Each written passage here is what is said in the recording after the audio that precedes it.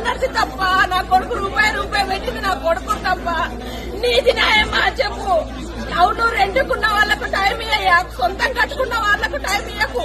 రెండుకున్నాం కదా మేము, మాకేం తెలుసు ఇది దీంట్లో ఉంది అని? మాకేం తెలుసు? అమాయకుడు నా కొడుకు రూపాయి కష్టపడ్డాడు. నా కోడలు ప్రెగ్నెంట్ ఉంది. ఒక్క 2 నెలలు టైం అడుగుతున్నాం. 5 ఏళ్ళకి ఇప్పుడు నీళ్లు పోసుకుందయ్యా నా కోడలు. నీ గుడిక తెలుసు అన్న, వంశం అంటే ఏంటి అనేది, పిల్లలు అంటే ఏంటని. మేము ఎంత కష్టపడ నా కూతురు మాట్లాడేది చేపటికండి ఇప్పుడు వస్తున్నాయిరా. ఒక్కటి పనికి రాకుండా చేశాడు తెలుసా? నాకు అసలు బూతులే రాకుండా కనీసం పనికి వస్తుంది కదా, సామాన్ కోసం మనం మాట్లాడుతున్నాం కదా. ప్రెగ్నెంట్ మీరు ఏం కాపాడతారు? మీరు ఏం రాష్ట్రం మీది? కాపాడడం కోసం చేస్తున్నారని అంటున్నారు. ఇది ప్రజల క్షేమం కోరేటోళ్ళు ఇంతనా?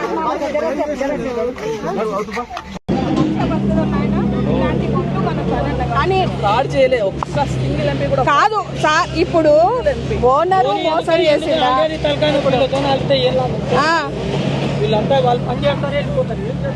చేస్తాడు.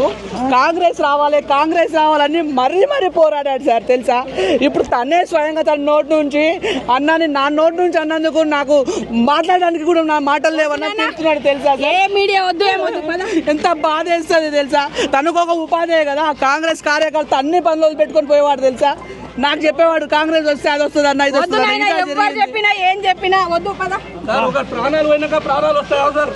ఏమైనా చేసుకొని తప్పే వాళ్ళకి ఎవరు సార్ గతి? ఇక్కడ బతుకుంటే వేరే రెంటెడ్ దాంట్లోకి వెళ్ళి ఇక్కడ షిఫ్ట్ చేస్తే ఇంతవరకు ఇంటిమేషన్ లేకుండా ఎవరో ఓనర్లకు ఇంటిమేషన్ ఇస్తే ఇక్కడ ఇంటిమేషన్ ఎవరికి తెలియకుండా వచ్చి ధనాదాన్ని ఉదయం కూలగొట్టి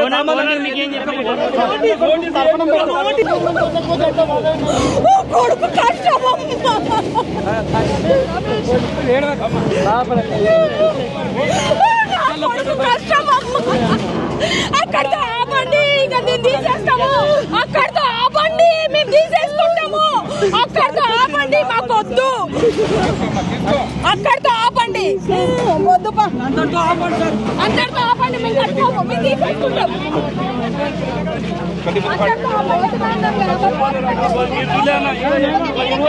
కన్నా